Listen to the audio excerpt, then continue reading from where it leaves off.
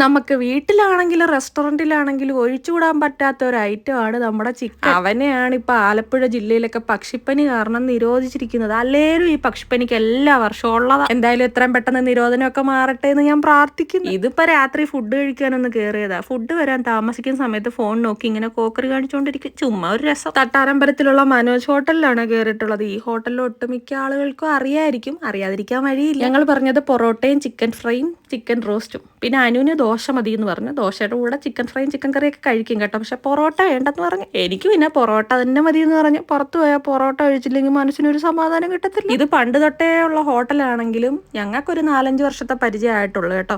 പക്ഷേങ്കിൽ ഇവിടുത്തെ ഫുഡ് അടിപൊളിയാണ്. വല്ലപ്പോഴും ഒക്കെ ഇവിടുന്ന് കഴിക്കാറുണ്ട്. പാഴ്സൽ മേടിച്ചുകൊണ്ട് വീട്ടിലും പോകാറുണ്ട്. ഇവിടുത്തെ ചിക്കൻ റോസ്റ്റ് കഴിച്ചിട്ടുണ്ടോ? അടിപൊളിയാ. അന്നേരം കൊണ്ട് അനു പറയുന്നത് നമ്മൾ ആദ്യമായിട്ടല്ലേ ദോശ കഴിക്കുന്നത്, ദോശ താണ്ട വെണ്ണ പോലെ ഇരിക്കുന്നു കഴിച്ചപ്പോൾ ശരിയോ നല്ല സോഫ്റ്റ് ആയിട്ട് വായിലിട്ട് അലിഞ്ഞു പോകുന്ന ദോശയായിരുന്നു. തട്ടുകടയിൽ പോലും ഇത്രയും സോഫ്റ്റ് ആയിട്ടുള്ള ദോശ കിട്ടത്തില്ല. ആ തക്കാളിയൊക്കെ അങ്ങോട്ട് കട്ട് ചെയ്തിട്ട് ചിക്കൻ റോസ്റ്റിനകത്ത് വെച്ചിട്ട് ചിക്കനും തക്കാളിയൊക്കെ കൂടെ ചേർത്ത് അങ്ങോട്ട് കഴിക്കുമ്പോൾ കിട്ടുന്ന ആ ടേസ്റ്റ് ഉണ്ടല്ലോ.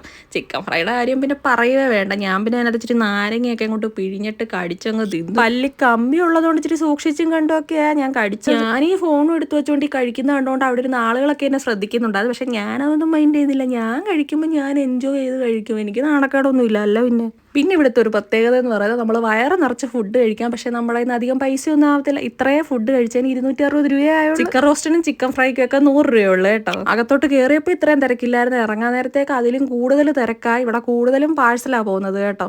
പുറത്തിരുന്ന് കഴിക്കാനുള്ള സൗകര്യമുണ്ട്. പക്ഷെ അവിടെ തിരക്കായതുകൊണ്ടാണ് നമ്മൾ അകത്തിരുന്ന് കഴിച്ചത്. അപ്പം സ്ഥലം എവിടെയാണെന്ന് മറക്കണ്ട. തട്ടാരമ്പലത്തിലുള്ള മനോജ് ഹോട്ടൽ. അപ്പോൾ അത്രയേ ഉള്ളൂ.